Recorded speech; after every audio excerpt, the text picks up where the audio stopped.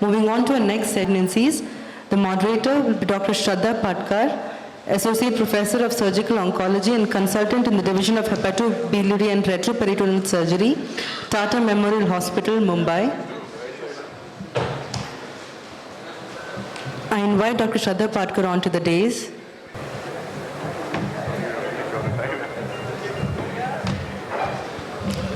I also would like to invite the panelists for the session onto the dais, Dr. Shaufi PM, Consultant Medical Oncologist, Calicut, Dr. Avinash Bonda, Consultant Medical and Hemato-Oncologist, Hyderabad, Dr. Manu Prasad A, Consultant Medical Oncologist, Kannur, Dr. Arvind Kapali, Surgical Oncologist from Bangalore, Dr. Kunal Nandi, Consultant GI Hepatopancreatic Biliary Surgical Oncologist, Bhubaneswar, Dr.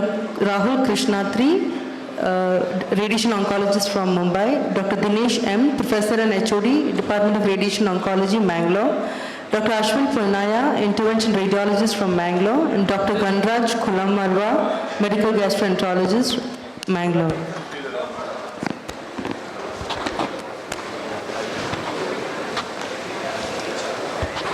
Good morning, everybody, and a warm welcome to all our panelists. So the focus of this panel discussion is biliary tract malignancies. Though it encompasses a lot of tumors, we'll just keep a focus on gallbladder cancers. Beginning with, this is a patient, 47-year-old lady, no comorbidities, good performance status, was evaluated for jaundice around 2 months back, underwent ERCP at another center with plastic stenting done. This is the CT scan. Dr. Ashwin, just can you run us through the CT scan? We can see an infiltrative lesion involving the segment 4B. GB is not seen separately. Any comments on the nodes? Yeah, the peripancreatic nodal disease is there. And the paraortic essentially looks quite okay, or do you think there is anything over there? The paraortic area, we are not seeing any lesions on the nodes that level. The available image is provided. Yeah, so CT essentially showed a gallbladder mass probably infiltrating the liver with a periportal node, and there was a plastic stent in C2 which the patient had undergone a couple of months back. The CA99 at presentation was 43, we didn't have a level before that, and LFTs were normal. My question to Dr. Shaufi is this enough? Do you want any more investigation, or this is good enough to plan your further management? I would like to do a CT thorax also. Yeah. It's a metastatic workup. Okay. Or a PET CT if patient is affordable. So what would your preference be? Would you add, if you have this picture, would you preferentially prefer a PET or just add a CT thorax to this? CT thorax is enough. Is good enough. Any difference of opinion? Anybody would prefer? Dr. Kunal? This looks like a locally advanced GBC as of now. So I would want a FDG PET. Yeah. So there has been some data that suggests that you could do a PET scan to have an incremental yield, especially if the disease is locally advanced. And would you do a biopsy? Dr. Arvind? No, we usually don't do a biopsy for these cases. Okay. Any other difference of opinion? Depending on the PET scan, actually, if it is a metastatic disease or if there is an indication to give systemic therapy first, then I would do a biopsy. Okay. So just a study from our own institution which showed that PET scan in locally advanced actually upstages up to 45% of patients. So there is a role of doing PET scan, especially in locally advanced, as Dr. Kunal said. So this is the PET scan. Dr. Ashwin, again, your take on it?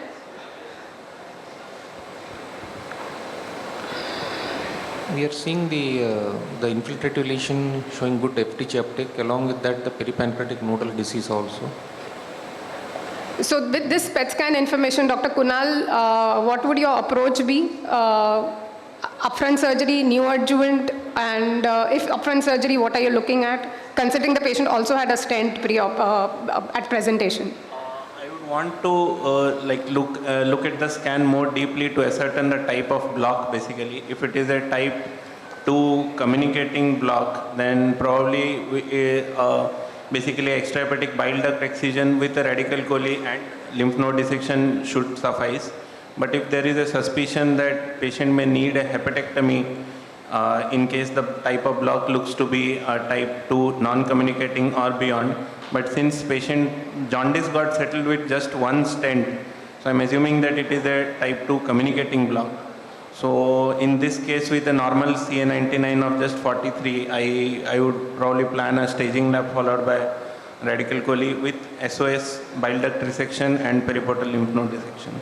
Yeah, agreed. Any difference of opinion? Dr. Avinash, would you, if your surgery colleague said that they want to do an upfront surgery for this, given that there is a gallbladder mass with a periportal node? Yeah, I think if R0 is feasible according to them, then yeah, we'll go ahead. And anybody else? Any take on neoadjuvant, Dr. Rahul? So I think the extensive surgeries in such advanced cases may not always yield to a survival advantage otherwise. So I would err towards the neoadjuvant therapy, what I think once we agree to it, we can go into detail. Yeah, so the verdict still remains out regarding how best to approach locally advanced tumors when a technically R0 resection is possible upfront. We do a biopsy if we are thinking that we want to give some systemic chemotherapy before surgery. If it's an upfront resectable, we usually don't prefer any kind of tissue diagnosis. Biopsy versus FNA, Dr. Avinash, what would you prefer? Preferably a biopsy, but if it is not feasible, at least an FNAC with a cell block. Dr. Ashwin, I think biopsy for all gallbladder cancers, the conventional resistance to doing a biopsy is the chance of needle track sealing. So given the current technology we have, is that a realistic threat? Here if you see, there is actually a parenchyma surrounding the lesion, so chances of spillage of tumor beyond the perihepatic space will be less likely. So by conventional biopsy should be... Would be okay. Would you want additional information on the biopsy, Dr. Avinash, before, if you want to give systemic chemotherapy? Does it change your plan? As of now, right now, with the current data we have, either we have to go ahead with chemotherapy or a combination of chemo plus radiotherapy. But information definitely would be useful because markers like HER2, and so we are looking at a disease which is locally advanced, at least, though not right now metastatic, but yes, information would definitely be useful. Yeah. Do we act on that at this point of time? Probably that not. That was the next question. Yes. So do you incorporate that into your treatment paradigm at present, or you keep it for a reserve, suppose you need it later Not on? yet. Not yet, okay. So, Dr. Kunal, low loss staging laparoscopy, if you want to go ahead with surgery? It is preferable to do staging lab in all, but if the CA99 is higher, like more than 250, or you have to set a standard, but I would prefer to do staging lab in all. And if CA99 is high, more than 250 or 500, then it is a must. Dr. Arvind, Dr. Shafi, any thoughts on staging laparoscopy? No confusion. We would always do a Yeah. So that's something for the audience, that a staging laparoscopy is something we should not compromise on, and we have sufficient data which suggests that you can avoid a non-therapeutic laparotomy if you do a staging laparoscopy and prevent the patient from getting a big scar. And obviously the yield is higher if the disease is at a higher stage. So currently, this patient underwent a staging laparoscopy which showed no metastatic disease. Patient was recruited on trial and planned for neoadjuvant. Dr. Avinash, again, if we are planning neoadjuvant, what is your drug of choice? Drug or drugs of choice? If it is chemotherapy alone, then gemcitabine plus platinum doublet would be the choice. Dr. Kanu?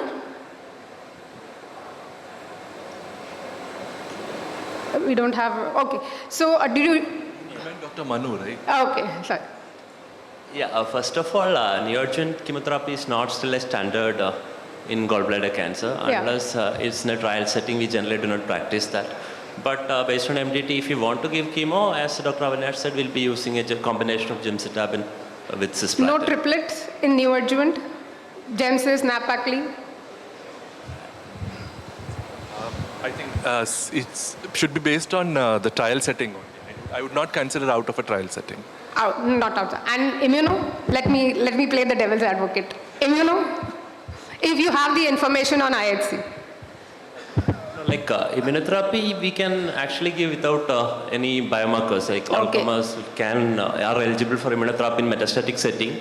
But in this setting, I'm not very sure about adding immuno because upfront, like how to continue all those things will not be very clear. So here, I think I'll be going ahead with chemotherapy with close monitoring because they are all at high risk of progression. Okay. Dr. Dinesh, any thoughts on whether radiation should be given in neoadjuvant setting or any concern? Absolutely not. We'll go for a chemotherapy. Dr. Rahul, any difference of opinion? So I think there are two trials now. One is from SGPGI, which was published 2 months ago, which showed significant survival advantage by adding chemoradiation versus chemo alone in neoadjuvant setting for these advanced cases. They took even RP lymph node positive disease. Our TMH data, it is due for presentation next week in ASCO. Again, what I can tell you here is it's again a significant survival advantage over chemo alone. I think that is all I can cut it through, but we can have more discussion. You're not leaking more information. So that is going to change soon. I think this is a very, very difficult territory, and if addition of radiotherapy to chemotherapy is going to improve the R0 resection rates, the survival, we are all waiting for the data from TMH actually. Yeah. Dr. Shafi, any concerns with giving, perceived concerns with giving neoadjuvant radiotherapy? Would you anticipate a more difficult surgery, especially if the porta is irradiated? Actually, I am a medical oncologist, not a surgical oncologist. So Dr. Kunal, we can ask Dr. Kunal. And then Dr. Arvind. Yes, basically the porta dissection becomes a little more difficult with more edema and difficult to ascertain planes. But that doesn't become a contraindication for not giving RT if there is survival advantage. Yes.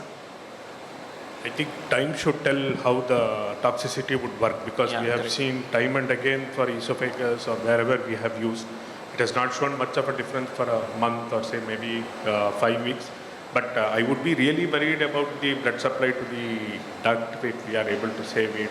The stricture, further what problems we are looking at. So I think time should tell once we are. So from personal experience, I can say that it is little difficult, but it's not that it can't be done. We will await more long-term data on whether we get a higher rate of biliary strictures but you can manage to do a good enough R0 resection. If there is a need for extrahepatic bile duct resection and a hepaticojejunostomy, then it becomes more tricky, like doing a HepJ in a irradiated. Yes. If you extrapolate the results from the adjacent size like pancreas, how is it going to be different from the evidence which they play? Because you are irradiating the same territory. Yes, agree. And we wait for the results. So another question, like it's just an open question to both Shraddha and Kunal also. Like if you have excellent response after chemoradiation for gallbladder cancer, which is locally advanced, probably borderline or unresectable to begin with, do you still want to do surgery if you have complete metabolic and morphological response on PET scan? So unfortunately, we will not have studies which show that the PAT-CR or a CMR on PET scan correlates, CMR on scan correlates with a PAT-CR. So till we have data to suggest that that is the case, I think we would offer surgery. Kunal? We'll keep an open mind, but definitely till some strong evidence comes in favor of observation, we will definitely be offering surgery till that point. So just to summarize, whatever we have literature on neoadjuvant chemotherapy, initial study from TMH showed quite encouraging results. We built on that and expanded the data set to around 160 patients and also looked at chemoradiation in the neoadjuvant setting with reasonable outcomes. So this is some of the responses which we have seen after neoadjuvant, and in some cases we've even used triplets, and it has definitely improved resectability. And this is a paper which is quite well cited, where we have shown that patients who undergo curative surgery after neoadjuvant do have favorable outcomes versus patients who do not. Now, Dr. Avinash, the flip side, which a lot of surgeons say that not all patients are going to respond to chemotherapy. So what about those subset of patients who don't come up for surgery? How do they, what would you counter that and saying that you're still selecting biology better? Yeah, I think Yeah, I think it gives an advantage of biological selection because, and the doers who do bad will ultimately do bad, irrespective of what, because that is a very dreaded disease and that's a territory where we don't have much to offer. So I agree with you that at least giving chemotherapy selects out that biology of patients who will continue to do well with surgery and of course adjuvant therapies later on. Dr. Arvind, Dr. Kunal, would you align with this philosophy that basically what we are trying to do with neoadjuvant is select the patients who are ultimately going to benefit from surgery? That is basically not based on evidence, that is purely based on philosophy. So with a dropout rate of up to more than 30%, like I'm not sure whether we can call it good case selection because when you compare two modalities, they should be equally efficacious. Like if you say that surgery is the treatment, then are you saying that the dual agents or triple agents, they are equally beneficial? What if you are giving inferior chemotherapy? You may get better chemotherapy in future when you can say that, okay, this is the chemotherapy which responds. And then you don't get a response, then you can say, okay, these are poor biology. But how can you be sure that these are poor biology? If they would have been offered surgery before. So yes, Dr. Avinash. Any role of biomarkers? So unfortunately, this is an area where we do not have that and we are actually not in the future, we are currently here. So with the current treatment modalities and the drugs which are available, probably the answer might come when we are using neoadjuvant immunotherapy or the neoadjuvant concurrent chemoradiation. So we are trying to improvise on that and then perhaps addition of surgery after that will select the disease, will select the good biology disease. So Shraddha, yes. If I rephrase whatever we all are saying, I think if a therapy, whether it is chemoradiation or a particular regimen of chemotherapy, now, current or future, if it downsizes at least 70% of the patient load, it makes sense. It makes it operable, it makes curable, it makes sense. But if it selects only 30% with a stable disease, which was borderline earlier, somewhat 10% here and there, and he was able to operate still, I am not sure whether we are talking about the real biological selection in that. Yeah, so is the answer to that upfront surgery versus neoadjuvant followed by surgery in one arm? Is that going to solve, Dr. Arvind? Do you think that is the ideal way to get the role of neoadjuvant or upfront surgery in these kind of patients? I think still a clear-cut case I would still push because I'm not sure. I think current evidence states that we should be operating if you think it is operable at the moment, and I would really not wait to push it. But if you can put two arms like that, I would be glad to do that, and we don't see too much here. I think where the numbers are there, we should be doing this type of work and getting through. Dr. Manu, what is your take on adjuvant? What would you give the same regimen, or do you change it based on certain factors in the histopathology? Yeah, currently for patients undergoing upfront surgery, I generally use adjuvant chemotherapy. Especially either options are either capecitabine or now that the ESCO trial is out, we use S1. So these are the two agents that we generally use. But addition of RT is still a question, like when there is a lot of high risk features, whether to add RT is still debatable. I think we don't have a phase 3 trial to address this question. Okay. So generally we practice adjuvant systemic chemotherapy with capecitabine or S1 only. So Dr. Shafi, how would you select adjuvant S1 versus GemCis versus CAPE? As of now, the data is for, as Manu told, for oral capecitabine or S1. And GemCis, there is no data to propagate it as a standard of care in an adjuvant setting per se. Metastatic setting, definitely yes, GemCis with or without immunotherapy is standard of care. But adjuvant setting, there is no definite data to push for GemCis. But on a case-to-case basis, some patients may receive GemCis. Yeah, so the current evidence for CAPE comes from the BILCAP trial, and as Dr. Manu said, for S1 from the Japanese trial. So hopefully once the ACTICA results come out, which is looking at GemCis versus CAPE, we will get a better answer to what is the ideal regimen. These are our criteria for selecting the locally advanced or high-risk gallbladder cancers, which we select for neoadjuvant on a trial basis. This was a very elegant systematic review done by Dr. Krish Menon and his colleagues, which showed that the verdict is still out on the routine use of NACT or NACT-RT, as we've all discussed. and hopefully randomized trials, if at all we can plan, then that will establish the role of neoadjuvant. So we will just quickly touch on this scenario because we have not involved the gastroenterologist till now. 65-year-old lady from South India presented with right hypochondrial pain, that is the MRCP. It showed a gallbladder distended with no obvious mass, but an obstruction at the neck level with a bilirubin of 6.5 at presentation. Before I come to what type of drain, would you like to drain this patient, Dr. Kunal? Yes, definitely. Like the treatment starts with biliary drainage, and I would want to do preferably a left-sided PTBD. Why would you do a PTBD? Wait, let me ask Dr. Gandaj. I have not involved him till now. Given that MRCP, it's just a single image, but would you counter that PTBD, that you would attempt an endoscopy, or you're fine? Yeah, we'll definitely attempt an endoscopy. Tissue diagnosis also can be obtained, like upfront endoscopic ultrasound and FNA bar B if feasible. And then we can... So this does seem like a lesion which is feasible for an endoscopic drainage. Dr. Arvind, between an endoscopic drainage and PTBD, if you are thinking of surgery, what would your preferable mode of drainage be? If possible, I would go for an endoscopic drainage rather than I would go for a PTBD. If I would really give a shot at doing endoscopic drainage first, followed by PTBD if it is a failure. Yeah, that would be my choice. Dr. Ashwin, what would your indications for PTBD be? Definitely that this is a patient with a gallbladder mass and not this MRCP. Suppose you have, what findings on MRI or CT scan would suggest that you definitely want to go ahead and do a PTBD? If there is definite evidence of a hilar involvement, then tackling that endoscopically will be more challenging also.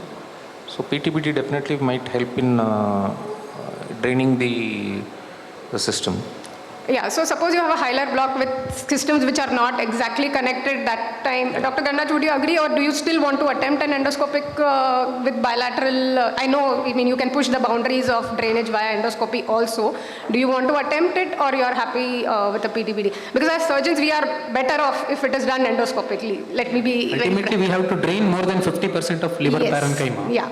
So if you are able to enter the left side.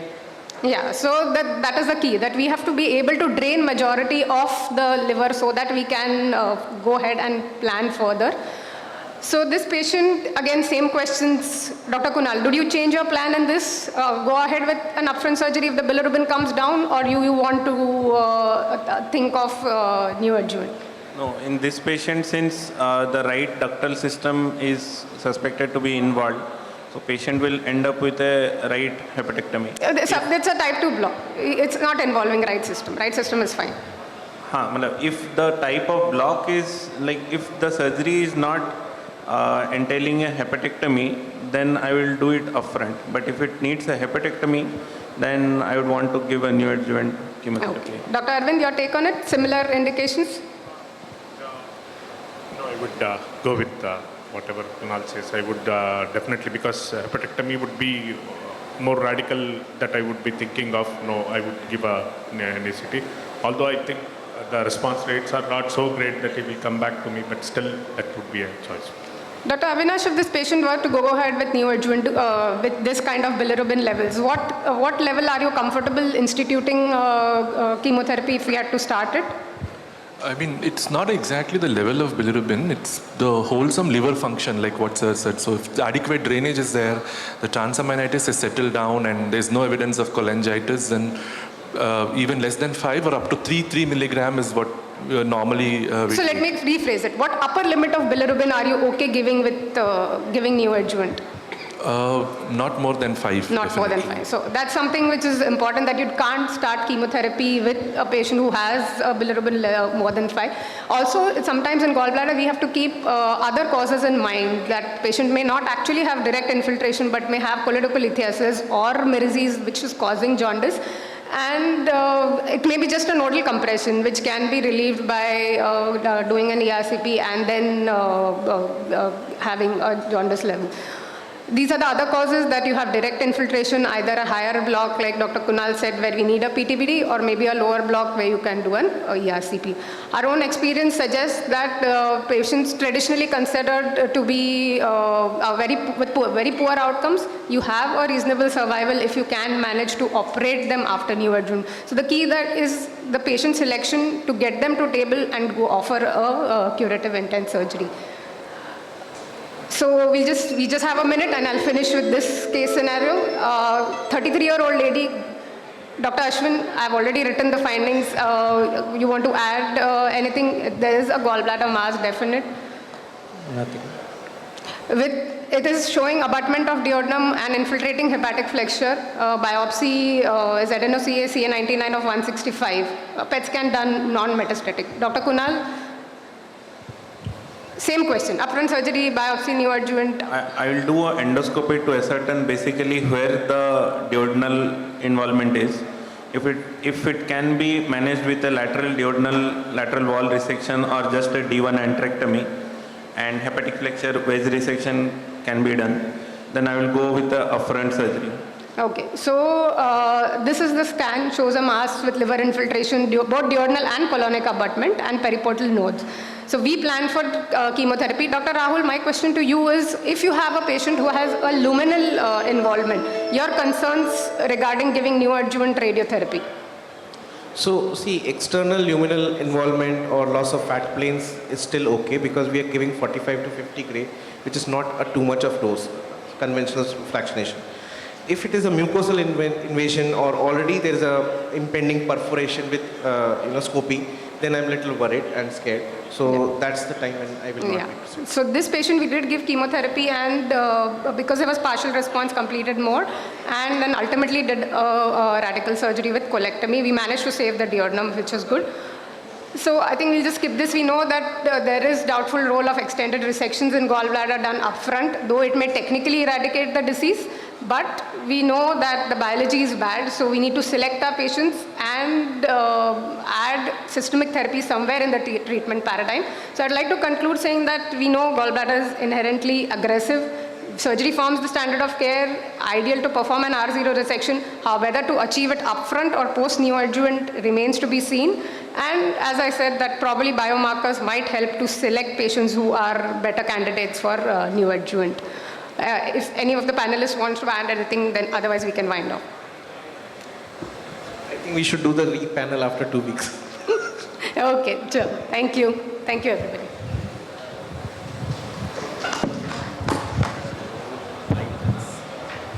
Thank you, ma'am. Thank you to the panelists and the chairpersons for the session, Dr. B.V. Tantri, Dr. Nagarjun Rao, and Dr. Ashfaq Mohammed. Moving on to the next session on thoracic malignancies. At first, we'll have a keynote talk, a sponsored session by MSD. The talk will be given by Dr. Srinivas KG on non-squamous, non-small cell lung cancer, the way forward, the breakthrough of immunotherapy. Dr. Srinivas KG is a consultant medical oncologist and hemato-oncologist, HCG Bharat Hospital and Institute of Oncology, Mysore. We'll move on to our next session in thoracic malignancies. I request the chairpersons for the next session to kindly come to the dais. Dr. Abhishek Jain, consultant breast and thoracic oncosurgeon, Marengo Asia CMS Hospital, Ahmedabad. Dr. Sharavana Rajamanikyam, consultant surgical oncologist and chief thoracic surgical oncology lead, Thangam Hospital, Namikil. I request the speaker, Dr. Virendra Tiwari, to please come on to the dais to give us a talk on mediastinal staging for thoracic malignancy. Dr. Virendra Tiwari is a consultant thoracic surgical oncologist at Tata Memorial Hospital, Mumbai. Topic given to me is a mediastinal staging in thoracic malignancy, and I think what we need to discuss here is about non-small cell lung cancer. First and foremost thing is that why do we need to stage mediastinum? This is a picture taken from 8th edition AJCC, which says that if there is a patient is planned for curative intent treatment, that is M0, N is the next most important prognostic factor. And as there is an increment into N stage, prognosis goes down, and that also significant difference as far as statistics is concerned. So N is very important as far as prognosis is concerned, and as we all are aware, treatment of N0 to N1, N2 and N3 differs a lot. So management also changes according to N stage. What are different modalities? We have invasive and the non-invasive. Non-invasives are imaging, that is your contrast enhanced CT scan, PET scan and MRI. MRI is not preferred much, though it has a higher sensitivity compared to PET scan, but the thing is that it is an extra cost, another imaging, but anyway you have to go ahead with invasive, so not a significant difference in the management as far as MRI is concerned. Invasive modalities, we have EBUS, mediastinoscopy, VATS and thoracotomy. Again, exploration like VATS and thoracotomy only for staging purpose are not used that much. Now let us go to the, now we have a CT, sorry, this video. Now this is an example we have taken from our own hospital, a left lower lobe 1.5 centimeter lesion. If you see CT scan, you do not find any significant adenopathy. According to CT stage will be T1 N1 or T1 N0. The plan, if you want to go ahead, it will be surgery. This is a paper taken from ACCP 2007, which says that CECT alone is not good enough for medicinal staging. Sensitivity is 51% and specificity of 86%, not good enough to proceed with the treatment plan. Next important imaging modality is PET-CT. We have done PET scan for the same patient. Now if you see here, I have stopped a little bit, you can see a small faintly avid interlobar node. Now compared to CECT, now there is an upstaging, it becomes T1 N1. This falls into criteria for an invasive middle staging. We did EBUS and we found that subcarinal node was positive for metastatic adenocarcinoma. Again, even PET has understaged this case. So can we rely on PET CCT alone? I don't think so.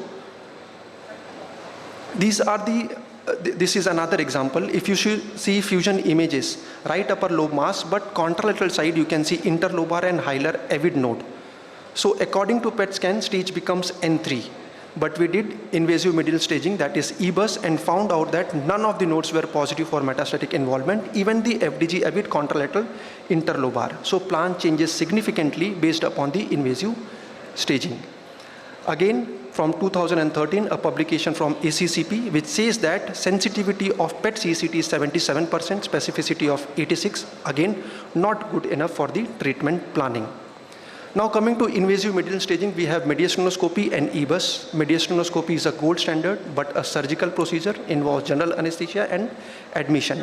One of the important advantage of mediastinoscopy is that it is not only for staging purpose, you can do VAMBLA, at the same time you can take care of oncological clearance of the nodes. So that is a significant advantage of mediastinoscopy, but it is associated with complication. Most important complications are your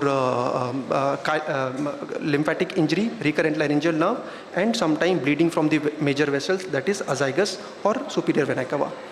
EBUS on the other hand is less invasive, done as a day care procedure, sometime under conscious sedation also, and it has got negligible complications. Important drawbacks of EBUS is cost, and obviously it is very much operator dependent. As far as reach of these two invasive modality is concerned, EBUS is slightly more approachable to hilar and station 8 and 9 compared to your mediastinoscope. If you use EBUS and put that into esophagus, that is called EUSB, you can reach to inferior pulmonary ligament as well as paraesophageal, and these stations are difficult to reach with your mediastinoscopy. Now coming to evidence. This is a 2014 paper from ESTS, which says that video-assisted mediastinoscopy has got a sensitivity somewhere close to 90% and acceptable morbidity. Mortality was 0, morbidity of somewhere close to 1 to 3%. Now, as the technology is advancing, even mediastinoscopy has improved a lot. Earlier, it was cervical mediastinoscopy in which only surgeon was seeing what he is doing. It was a tunnel vision. Through the scope, removing nodes was a little bit difficult and challenging. With improvement into video-assisted mediastinoscopy that came somewhere close to 1995, sensitivity as well as complications, sensitivity improved as well as complications went down because there was a better vision as well as it was easy to teach because there were other people seeing the procedure. Again, there was an improvement in mediastinoscopy. Then came VAMBLA and TEMBLA. VAMLA is what video-assisted mediastinal lymph node clearance. In the initial side, I have already told you that mediastinoscopy is not only for staging. You can use that for clearance of your nodal station also. If you see this picture, VAMLA has sensitivity of somewhere close to 95 to 100%, but obviously there are complications, as I have already mentioned, chylothorax, recurrent laryngeal, and bleeding, and there are 1 or 2 case reports of mortality also. TEMLA is more invasive. There is 5 to 7 centimeter of suprasternal incision. There is a sternal hook to raise the sternum, and then scope is inserted to clear all station. Reach is more compared to mediastinoscopy. You can go to prevascular, you can go to station 5 and 6, inferior pulmonary ligament, paraesophageal nodes also, but it has got higher complication, and there is only one center which is expert in doing TEMLA. That is from Dr. Zelinsky. Now, because of these complications, there was a need for a less invasive staging procedure. So I will go through 2 important papers. Both papers are from a thoracic surgeon on EBUS. This is one from the Dr. Yasafuku, who started EBUS in 2004 and did the sensitivity analysis on 70 patients in 2004. And in 2011, he did a comparative study with 153 patients. This is another paper coming from Korea, again by a thoracic surgeon, Dr. Sang Bon, who has done EBUS and compared it with mediastinoscopy. I'll come to result a few moments later. Now these are the results. With EBUS, they have achieved a sensitivity of 80% by this Canadian paper as well, and around 88% from the Korean paper. But now let's go back to those slides again. Dr. Yasafuku started EBUS in 2004 and did a comparative study in 2011. So there was a lot of experience with EBUS, and then he achieved that result. Coming to Korean paper, they sampled every node which were more than 5 millimeter or suspicious on EBUS. Did a cell block of more than 97% of nodes that they sampled, and then they achieved this impressive result. So the point here, what I want to make is that it is very much operator dependent, and to achieve such a good sensitivity, you need a good skilled person to do EBUS. This is a randomized control trial, again old 2010, where they randomized patient to direct mediastinoscopy and the another group of EBUS. If EBUS is negative, then to go ahead with surgical staging, that is mediastinoscopy. What they found out that there was no significant difference in sensitivity as far as EBUS versus mediastinoscopy is concerned. But if you do mediastinoscopy in EBUS negative, there is a jump in sensitivity, 85 to 94%. So that is why ESTS came with this guideline. Go ahead with EBUS. If EBUS is negative, confirm with mediastinoscopy and then plan your treatment. EBUS or invasive mediastinal staging can be avoided for a tumor which are less than 3 centimeter peripheral and PET negative. 2014 to 25, lot of observational studies have happened, but still I think it is EBUS and mediastinoscopy rather than EBUS versus mediastinoscopy. Now we have 2 modalities how to choose. You depend upon PET-CCT. This is a paper which says that PET-CCT has got high negative predictive value. In a T1, T2, N0 cases, PET has high negative predictive value and your EBUS is less sensitive. So in such cases, you can go ahead with direct mediastinoscopy. This is a paper published in 2024 from Dr. Ramon Ramipota, who is one of the pioneer in 8th edition of AJCC for lung cancer. From his center, they have found that in N0 and T1, T2, sensitivity of mediastinoscopy is close to 98%. So to conclude, even that guideline which was put forth in 2014, that is EBUS negative confirmed with mediastinoscopy, holds true. But suppose you want to select a modality, if PET-CCT is negative, it has got a good negative predictive value, you can go ahead with mediastinoscopy alone. But suppose there are bulky and big nodes on your PET-CCT, then better to confirm with EBUS followed by mediastinoscopy. Thank you.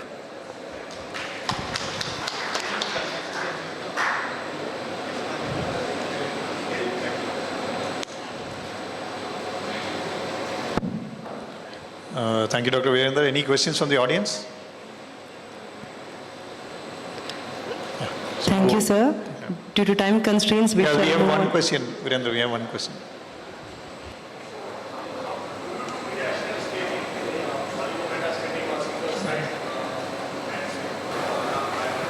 So Any metastatic case, if you are planning for a curative intent treatment, you need to do medicinal stage also. Again, as I have told, it has two important value. One is prognosis, another thing is your management.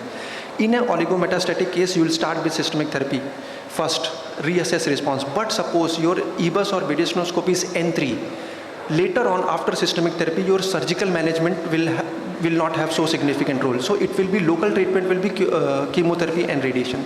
Suppose it is anything N2 or less, then in future you can think of surgical management. So medicinal staging is important in oligometastatic cases also.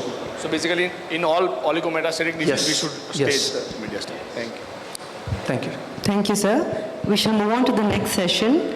We'll have a debate on SBRT versus surgery in early lung cancer. We should have a 6-minute talk by each. So what constitutes early lung cancer for the context of this debate? If we see the various trials, T1 to T2A, so anything which is less than 4 centimeters used to be considered early lung cancer for all these various surgical and SBRT trials. However, the recent ISALC paper, which labels something called as a resectable early non-small cell lung cancer, includes stage 2 to 3B, where the treatment you are looking at is molecular testing and neoadjuvant therapy followed by surgery. So for the context of this debate, we will consider anything less than 4 centimeters, which is node negative on imaging, as part of the debate. And we can really divide this scenario into 3 parts. The one which is extremely to the right, which is an unfit patient, has a solid nodule, it's biopsy proven. I don't think there's any scope for debate there. Go ahead with SABRE or SBRT. Something which is biopsy proven, solid, and a fit patient for surgery, that's where we want to have the debate. And the one with the left is an interesting one, where you cannot get a biopsy because of any reasons, or you've gotten a biopsy and it's inconclusive. And then what you want to do with these high-risk lesions, whether you want to do surgery directly or you want to actually consider SBRT, is something that we should look into.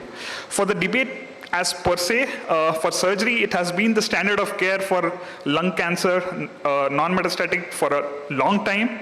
Surgery and surgeons both are improving, especially in the last 1 decade. And there's a pedigree of level 1 evidence which is there for us in this arena.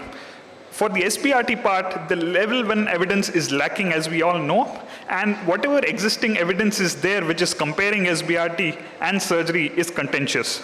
The key issues is sometimes there's an impact of tissue diagnosis or lack thereof. When we do surgery, we stage better, and obviously we treat better, and the difference between the toxicity profiles. Surgery, when we say, is not mere tumor excision. When we do surgery, we are working up the patient, we are doing a good mediastinal staging, we get a good tissue diagnosis, we get all the possible material for ancillary testing. Margins can be assessed, adjuvant treatment can be tailored, and there are multiple trials to support that. The recent evidence, as we can see on the right side, the 5-year overall survival is upwards of 90% for surgery. There's no 90-day mortality in the recent most trials from surgery. Comparing SBRT and surgery, we had 2 phase 3 RCTs, STARS and ROSELLE. We had the pooled analysis of them by Chang, and then we had a meta-analysis in 2022. The SBRT alone data I will not touch. So STARS and ROSELLE, although very well-designed RCTs, the problem with them was the sample size was somewhere near 1,000, and they ended up accruing only 30 and 20 patients odd each.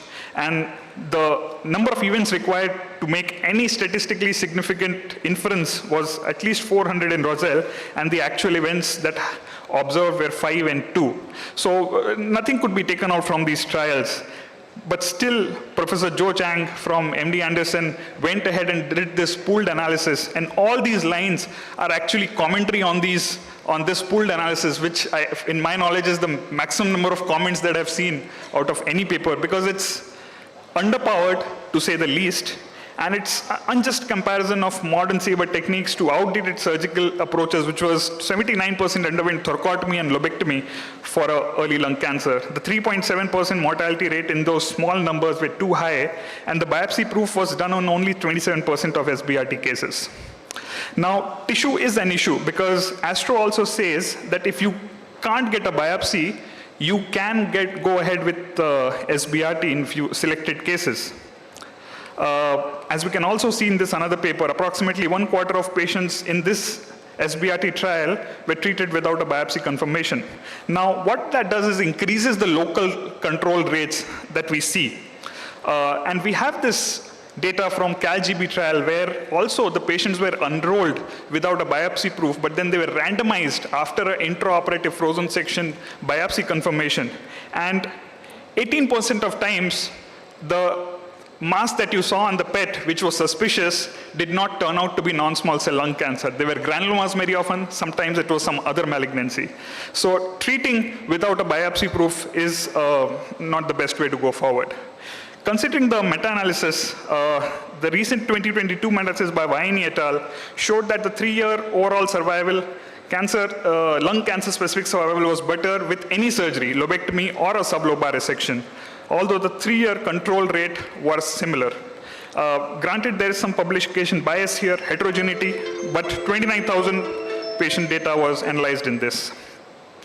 If we see the other ILCAP and ILCART data, the all-cause survival is obviously better with surgery. And that brings me to the problems with SBRT, which is a higher local regional recurrence and a distant recurrence up to 14 and 19% at 2 and 5 years each. The impact of cardiac exposure to SBRT is also being studied, and when there's a higher mean dose to LAD and coronary trunk, there are poor OS associated with it. So I'll finish my arguments with this final take that Astro themselves say that if there's a standard risk patient, offer surgery as the standard treatment to an early lung cancer patient. Thank you for your hearing. Thank you, sir. I would now like to invite Dr. Durga Purna, Senior Consultant Radiation Oncologist, Aster Medicity, Cochin, to talk about SBRT in early lung cancer. A very good afternoon.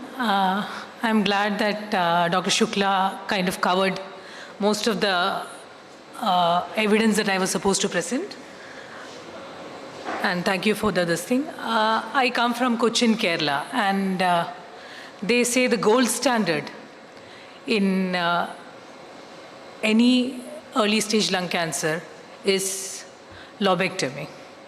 I would like to prove that the gold is probably not 24 carat, it's probably 22 or 20 or maybe 18 carat. There is still a lot of gap in between the evidence.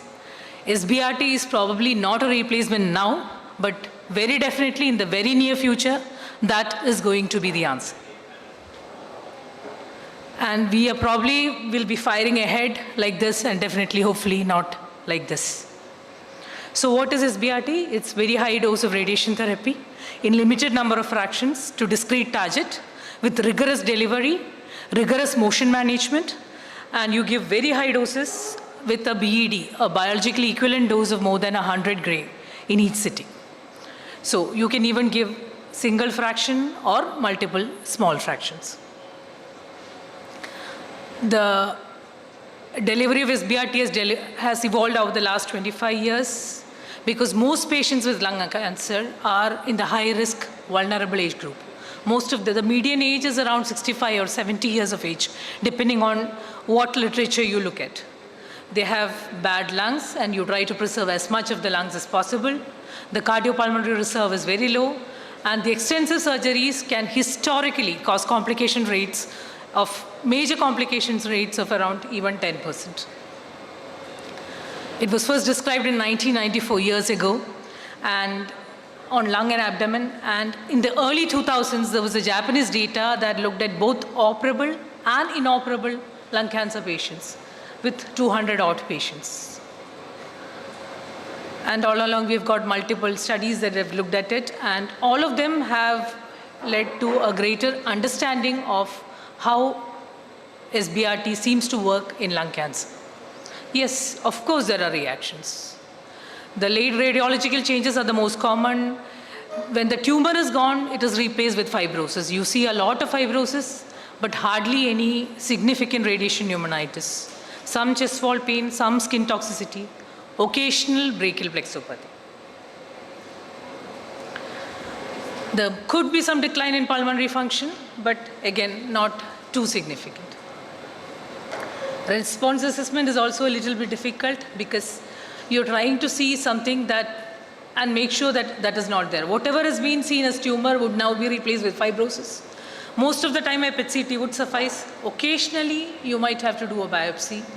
And there is also the question of the heart and its substructures. At least in those cases, I don't think any of us would be daring enough to offer SBRT as an alternative to surgery. Again, what you see is something like this, the tumor, this thing is replaced by fibrosis.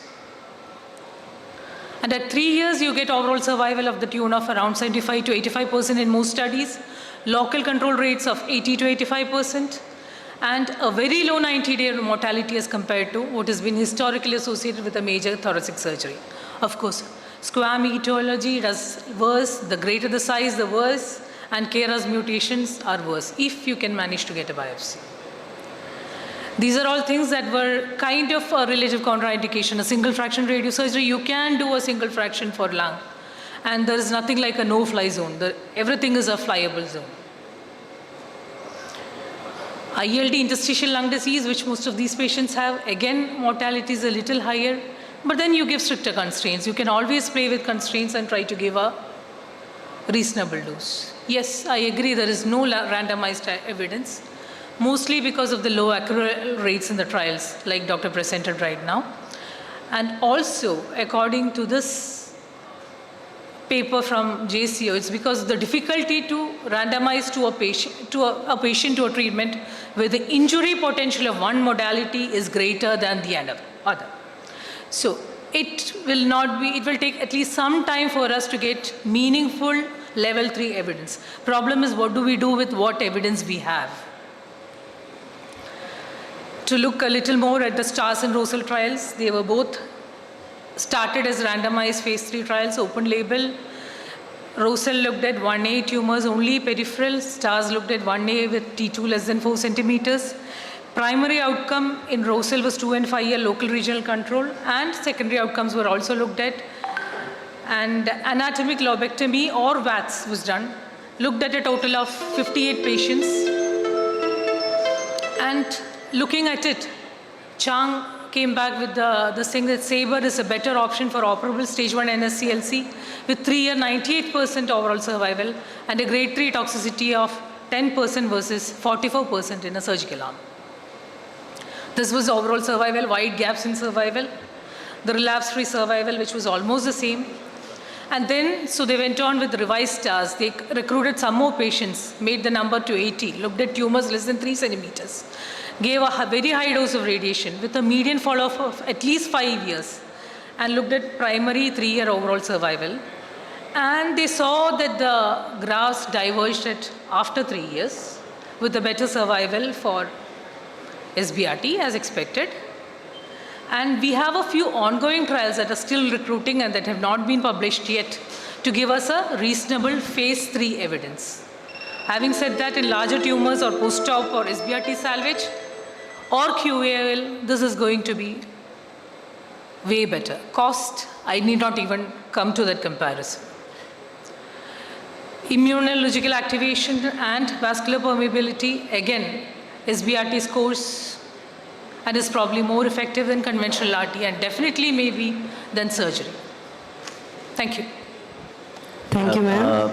Thank you so much, madam. That was a wonderful talk by both the speakers. So, Dr. Srijan, do you want to come for the rebuttal? I think I'll just summarize what we essentially spoke. The evidence so far has not been a good comparison between two modalities, so evidence has been lacking. There are a few trials like Stablemates and Valor which are anticipated, but how we are thinking about early lung cancer is completely changing. Immunotherapy with surgery, immunotherapy with SBRT, both are options being looked at least from stage 1B and beyond. So till we get better data, I don't think we'll resolve this debate. But so far, I think we'll comply to the guidelines which say that for a standard risk patient, surgery should be offered as the standard approach. Thank you. Moving on to the management of thoracic mesothelioma by Dr. Vivek Sukumar, consultant surgical oncologist, SSO Cancer Center, Mumbai. Hello. So, Dr. Naveen has asked me to go through the presentation in 10 minutes, so I'll be going a little fast. We are going to discuss about surgical management of thoracic mesothelioma, which is, we'll just discuss what's the role of surgery, the evolution of surgery, the challenges with the evidence, where do we stand right now, and what is up next. So it's a rare and aggressive disease, we all know that. We do about 180 cytoreductions in a year, of which thoracic cytoreductions account for only 20%, of which mesotheliomas are about maybe 4 to 5 cases in a year. They can affect any lining, and the pleura is the most commonly affected, 80 to 85%. Asbestos exposure history was seen in most, and the treatment was seen to be multimodality for a long period of time. So role of surgery here in 3. One is in diagnosis, staging, treatment, and also quality of life. Diagnosis and staging have 3 arms to it, that is imaging, imaging-guided procedures, and surgical intervention. Imaging, we all know, CT used to be what is done, but now PET is coming into the war with, which shows better mediastinal involvement and also helps us determine the nodal activity. EBUS and EUS is also being used in the surgical staging of mediastinoscopy, and where we don't plan a thoracoscopy or we have a locally advanced large disease, we do a needle core biopsy. So most of the patients, when they come to us, they're after they've been treated multiple times by multiple people outside, multiple thoracosynthesis, pleural effusion sent for testing with a very poor sensitivity as seen in this paper. And as I mentioned earlier, EBUS is also coming in the war with the level 4, 7 and 11 being accessed through EBUS, with the level 7 having the highest diagnostic yield. But what role do we play? Well, thoracoscopy is something that we now routinely do for most patients who we think are surgical candidates. We get to assess, we are able to get good biopsies, which is essential to determine whether the patient is a surgical candidate. We also know what are the areas that are involved. We can plan the extent of resection when we go in for surgery later on. And we don't do pleurodesis if the patient is a surgical candidate, but if they are not, we can consider pleurodesis, but we now prefer giving NAC for these patients before going in for direct pleurodesis. Thoracoscopy is also occasionally advocated if we suspect disease on the opposite side.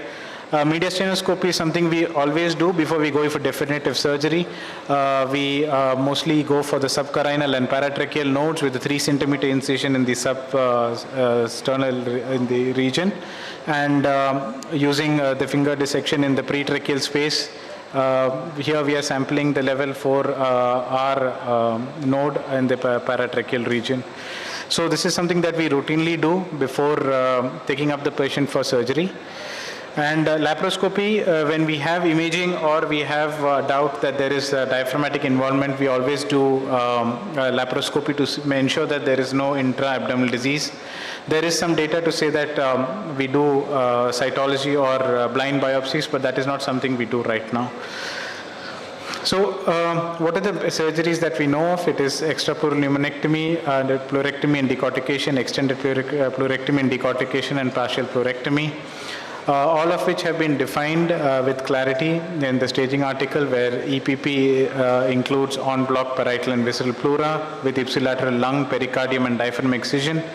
And extended pleurectomy and decortication is when you have removal of the diaphragm and or the pericardium when there's direct involvement. A pleurectomy and decortication is when we don't remove the diaphragm and the pericardium, and a partial pleurectomy is mostly a palliative procedure which we use to improve the quality of life and expansion of lung. So we'll just go through the evolution. The extrapleural pneumonectomy was one of the first procedures that were done, starting from this series in 1970s, where we had a 31% mortality, and even in that paper they seem to understand that only epithelial cases should be subjected to surgery. Further on, we had number of series which had shown a decrease in the mortality rate. From 31, it had come down to 3.8, but morbidity remained high. And few of the risk factors which are showed improved survival, like epithelial cell, negative resective margins, and extrapleural nodes without metastasis were identified. So many of these series, along with increased data with the use of radiation and also the coming in of pemetrexed, showed that this multimodality may be the way forward. But however, even after we advocated a macroscopic complete resection and going ahead with trying to deal with what we have left behind, a microscopic disease, doing this procedure, which is grossly oversimplified in this video, where they say that you just take an incision in the 6th rib, it's removed, and the parietal pleura is removed, the pericardium and the diaphragm may be removed, the lung is removed, and then we reconstruct it. So this is really oversimplified, because this is the image almost always that we get after we do a heavy burden disease. And after this, addressing the microscopic disease with high torque can also be a problem, because impermeable mesh is not something that we regularly are able to use. So what was the reason of questioning EPP? It's because of the persistent high morbidity, and even though the mortality had come down, in spite of choosing patients really well, mortality still remained at 4. So there was this question that was asked in the late 2000s as to why is there little evidence and we have to do trials. That is when the MAS trial came out. MAS trial was just to assess whether we can do an EPP versus no EPP in these patients. It was a feasibility trial because we needed 670 patients to statistically say if it's significant or not, and this was just a study to see whether 50 patients can be enrolled within a year. But they had many other endpoints, and double consenting and randomization. The endpoints were feasibility of randomization of 50 patients, proportion randomized once they have received treatment, proportion eligible who are proceeded to randomization, and perioperative mortality and quality of life. That is what was emphasized on. The median survival was poor for the EPP group. Even though quality of life scores being lower, it was not statistically different. So the argument was, in view of high morbidity, we don't go ahead with a larger study, rather suggest that we need to do lesser surgery in these patients. Now limitations were, it was never the endpoint, survival was never the endpoint, the sample size was small, and the mortality is higher than what we have seen in retrospective series. The argument of EPP versus pleurectomy and decortication is EPP gives a more maximal cytoreduction, whereas PD gives adequate cytoreduction, and we are able, the patient's quality of life is better with lower morbidity and mortality. Multiple series have shown the same with the multiple survival differences being in the stage, the histological subtype, and the surgery performed also being one of them. However, when they did a multivariate analysis, the hazard ratios came down, and this, if you look at a nihilistic perspective, shows that probably the overall survival is more dependent on the tumor histology, stage, non-surgical therapy, and undefined biological factors, because of which they went ahead with the MAS-2 trial. A phase 3 trial, 26 hospitals were involved in the UK, 4 were recruiting and surgical, and 1 was only surgical. The 2 arms were surgery and chemotherapy, or just chemotherapy alone. I'm just rushing through the study, in which finally the median survival from randomization was lesser for the surgery and chemotherapy group, and the adverse events was drastically high. So the question, the final conclusion that they had put is probably there is no role for additional surgery, but one of the authors itself came with a wonderful rebuttal and publication that showed that if they reanalyzed 50% of the patients and used the forthcoming 9th TNM edition to assess whether these patients actually were surgical candidates, and they found a number of problems. They grouped the patients into 2, Group A and Group B. Group A were patients who shouldn't have been considered for surgery. They were 66%. There was non-epithelioid group, higher T staging, and an inadequate nodal staging in this group.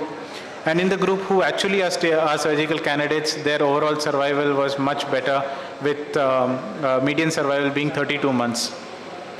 So probably the selection criteria was pragmatic. They had over-recruited, analysis had flaws, they had included non-epithelioid type.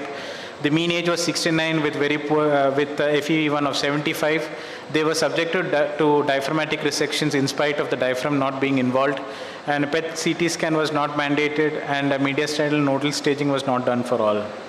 So probably they have mentioned finally there's a scope for future trial, but if you look at the recent NCCN, they are, if it's a surgical candidate, it has to be stage 1 and epithelioid. So last 2 slides. Is there a role of HITOC? We have, there is just a comparative study which has said yes, probably. But in our experience with HITOC, when we don't use an impermeable mesh, you have excision of diaphragm and pericardium. It's a little challenging to do the same. But I think it is something that needs to be looked into. Palliative surgery includes a partial pleurectomy, indwelling catheters, and a pleurodesis. The MesoVATS trial, which compared a VATS partial pleurectomy versus talc pleurodesis, did not see any difference in the two, even though there was some quality of life improvement after 6 months. And I think this is where we might be able to do a little more, where there is feasibility and safety seen in PIPEC and NAC. And if we are able to just replicate what we are able to do in the abdomen and the thorax, probably we'll be able to improve the quality of life of many more patients. Yeah, thank you. Excellent, Dr. Vivek. Such a beautiful overview of the entire thing. So mesothelioma is no doubt a difficult disease to treat, and I would just like to ask you, what treatment do you resort to for mesothelioma? I mean, with surgery, is it extended pleural decortication or EPP? Yeah, so the plan is always to try to do the extended pleurectomy and decortication, but sometimes we are not able to get away with that, even though on imaging we feel that we can get an R0. So our aim remains the same as in the abdomen. We look for an R0. If the patient has a good performance status, had good cardiac and respiratory function, we still go ahead with the EPP. Yeah, because especially peeling the visceral pleura of the parenchyma sometimes poses a challenge, and those are the times when we have to do an extrapleural lymphadenectomy. So I would just, out of curiosity, I would just like to ask how many of us are still doing extrapleural lymphadenectomy just by the raise of hands? Madam, your opinion? Some cases. Yeah. Yeah. Okay. Actually, just to add some points, I have found that when you do talc pleurodesis, the EPD becomes easier because the more thicker the pleural peel, it's easier to create a plane. So create some inflammation and you can do it better. And I have stopped doing extrapleural pneumonectomies for right-sided tumors because none of them are, you saw the survival of David Sugar also. They are speaking about 2 years survival and less than 40% survival. So none of these guys who are undergoing a right EPP are surviving beyond 2 years, 3 years, just because of the fact they lose one lung and the entire thing is going, they get into failure and other complications. So I think selectively I do EPD now for right side, EPP for left side if they are very early disease. If they are very old, sick and little comorbid conditions, I think better to avoid EPP in those patients and do EPD. I think this is how you should select. Yeah, but always stage your patients very well. Do a MED if required or a EBUS, staging EBUS. Yes, select your patients well. And there are not enough pathologists who are actually giving you, they will give you mesothelioma, they will not give you epithelioid, sarcomatoid, mixed or whatever. So you have to insist on these 3 things before you think about subjecting any patient to surgery. Thank you, sir. Thank you, Dr. Abhishek Jain and Dr. Saravana Rajamanikyam for chairing the session.